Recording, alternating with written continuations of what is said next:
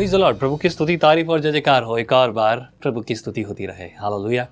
कुछ दिन पहले किसी ने मुझसे पूछा था कि दाऊद का पाप क्यों था और पाप का क्या था, कैसा क्या था जो दाऊद ने पाप किया। ऐसा कुछ गलत किया था क्या दाऊद ने, ऐसा सवाल किसी ने पूछा था। और हालांकि ये प्रोग्राम थोड़ा अलग है और मेरा जल्दी वो प्रोग्राम आप देखेंगे। मैं कहूँगा कि आप सर्च कीजिए सवाल आपके जवाब बाइबल के। मैं कोई लिंक वगैरह नहीं भेज सकता प्लीज़। डेली के वीडियोस होते हैं, मुश्किल होती है तभी वो करने के लिए।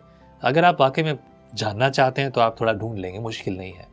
चैनल पे जाकर 21 चैप्टर आज हम पढ़ रहे हैं और 21 चैप्टर में दाऊद द्वारा जो जनगणना कराई जा रही है, ये जनगणना क्या गलत था जिसकी वजह से परमेश्वर नाराज हुआ? यहाँ पर कुछ और बात है। आइए हम पढ़ते हैं। फर्स्ट क्रॉनिकल्स चैप्टर 21 लिखा है, पहले वचन में फर्स्ट वर्स में लिखा है, शैतान ने इज़राइल के विरुद्ध उठकर दाऊद को उकसाया कि इज़राइलियों की गिनती ले। शैतान ने इज़राइल के विरुद्ध उठकर दाऊद को उकसाया कि इज़राइलियों की गिनती ले। अब ये थोड़ा सा आगे बढ़ने से पहले रुक जाइए और ध्यान से सुनिए। दाऊद तो हमेशा परमेश्वर के वचन की ओर चलता था, आत्मा के चलाए चलता, खुश होता और उसकी आत्मा ना बड़े आनंद के साथ यहोवा की बात को सुनने में और उसी में बड़ा आनंदित होता, वही सब काम करने में। ऐसा क्या हुआ कि वो शैतान के उकसाने से ये काम करने लगा? बहुत बार हमारे पास ऐसे काम होते हैं जिनके द्वारा हमें लगता है कि हम भला कर रहे हैं, लेकिन वो गलत ठहरा। वैसे देश में जनता की गिनती करना क्या गलत है? हमारे भारत देश में भी जनगणना होती है, दुनिया के देशों में जनगणना होती है और तभी तो पता चला कि भारत की जनसंख्या अब दुनिया में सबसे ज़्यादा हो गई है। यहाँ चीन सबसे ज़्यादा था जनसंख्या में और अब हम सबसे ज़्यादा हो गए हैं। वैसे अभी कहा जा रहा है कि ये तो बहुत अच्छा हुआ, ओह वाह, भारत की जनसंख्या बढ़ गई है और हम सबसे ज़्यादा महान देश में हैं और इस देश में जो है जवानों की संख्या ज़्यादा है, इसलिए मैन पावर और एनर्जी ज़्यादा है। पता है कुछ दिनों के बाद क्या रिपोर्ट आने वाली है? उम्मीद करो प्रभु उससे पहले अगर ना आए तो ये रिपोर्ट आएगी कि भारत की जनसंख्या के कारण, जनसंख्या विस्फोट के कारण फलाना प्रॉब्लम हो गया, डिमका हो गया, लिमका हो गया, Thums Up, Pepsi, cola, Mirinda, जाने क्या क्या यार। अब ये आने वाली खबर। मुझे इस बारे में बात करना पसंद नहीं है, मैं ये सब घसीटना पसंद नहीं करता। अभी आप सुनोगे कई सारे प्रभु के सेवक भी यही प्रचार करेंगे, तो खैर सुनिए। तब दाऊद ने योआब और प्रजा के हाकिमों से कहा, तुम जाकर बेरशेबा से ले दान तक इज़राइलियों की गिनती लेकर मुझे बताओ कि मैं जान लूं कि वे कितने हैं। यदि गिनती पता है तो बहुत सारी योजनाएं बेहतर तरीके से बनाई जा सकती है। अगर मेरे पास पता है कि मेरी जेब में 50 रुपए हैं तो मैं अब बस में चढ़ूं कि ट्रेन में चढ़ूं कि फ्लाइट में चढ़ूं, मैं फैसला कर सकता हूं, राइट? यहाँ पर वो अपनी जगह की जानकारी लेना चाहता तो गलत क्या है, लेकिन सीखने और समझने के लिए यहीं पर है। आगे पढ़ेंगे। फिर लिखा है तीसरे पद में, योआब ने कहा, यहोवा की प्रजा कितनी ही क्यों ना हो, वह उसको 100 गुना बढ़ा दे, परंतु हे मेरे प्रभु, हे राजा, क्या वे सब राजा के अधीन नहीं है? मेरा प्रभु ऐसी बात क्यों चाहता है?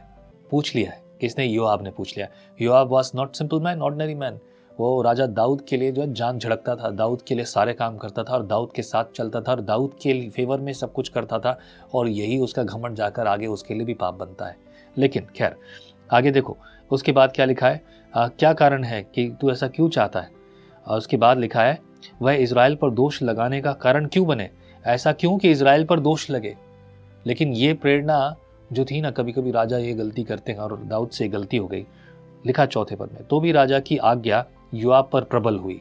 नोटिस करो, प्रबल हुई योआब पर। तो अब योआब विदा होकर सारे इज़राइल में घूमकर यरूशलेम को लौट कर आया।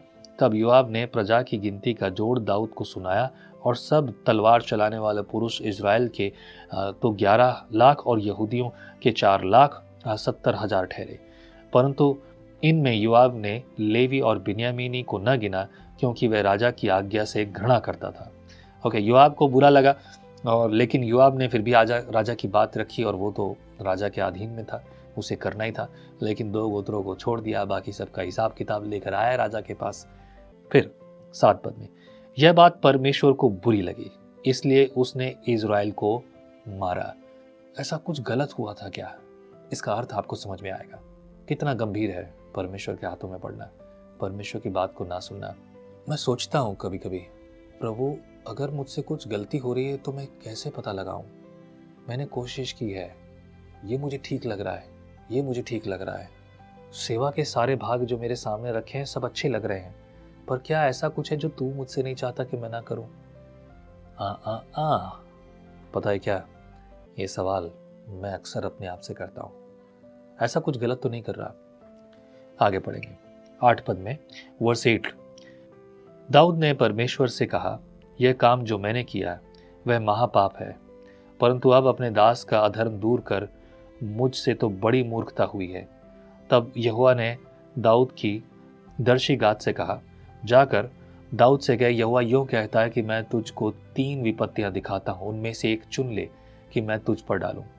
तब गाद ने दाऊद के पास जाकर उससे कहा, यहोवा यूं कहता है कि जिसको तू चाहे उसे चुन ले 3 विपत्तियों में से। वर्स 12, 12 पद।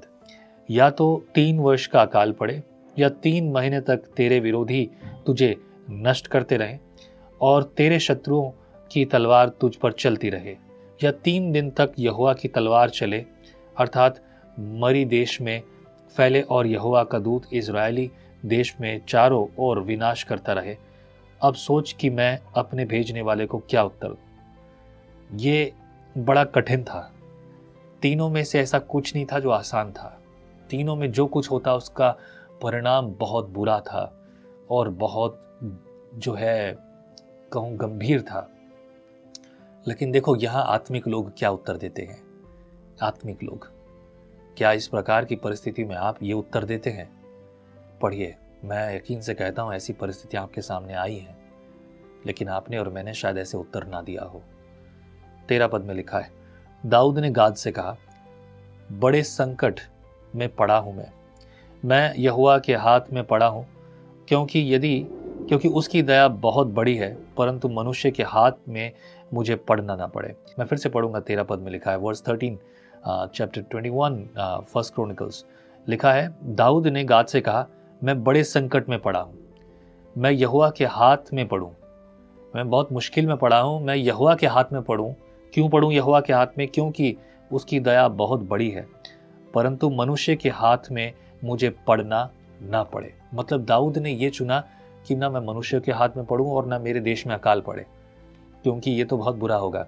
लेकिन मैं जो है यहोवा के हाथ में पड़ूं, क्योंकि उसकी करुणा बड़ी है, वो करुणा करने वाला है। यहोवा संभाले, वो दया करेगा। इसलिए मैं मनुष्य के हाथ में नहीं जाना चाहता, अकाल नहीं चाहता। मैं जो है यहोवा के हाथ में पड़ूं, वो करुणा करेगा। होशियार भी, बुद्धिमान भी। इसीलिए ना बुद्धि जो है यहोवा का भय मानने से आती है। ये यहोवा का भय ही था जो इतनी बुद्धि की बात उसने कही। आज हम इस बात को अंगीकार कर रहे हैं क्योंकि हम इसे पढ़ रहे हैं। धन्यवाद करो इस बात का। तब यहोवा ने इज़राइल में मरी फैलाई और इज़राइल में 70,000 पुरुष मर मिटे। फिर परमेश्वर ने एक दूत यरूशलेम को भी उसका नाश करने को भेजा, और वह नाश करने पर ही था कि यहोवा दुख देने से खेदित हुआ और नाश करने वाले दूत से कहा, बस कर, अब अपना हाथ खींच ले। उस समय यहोवा का दूत यबूसी ओर्नान के खलिहान के पास खड़ा था। दाऊद ने आंखें उठाकर देखा कि यहोवा का दूत हाथ में खींची हुई और यरूशलेम के ऊपर बढ़ाई हुई एक तलवार लिए हुए आकाश के बीच खड़ा है। तब दाऊद और पुरनिये टाट पहने हुए मुंह के बल गिरे। तब दाऊद ने परमेश्वर से कहा, उसने प्रजा की गिनती लेने की आज्ञा दी थी, वह क्या मैं नहीं हूँ?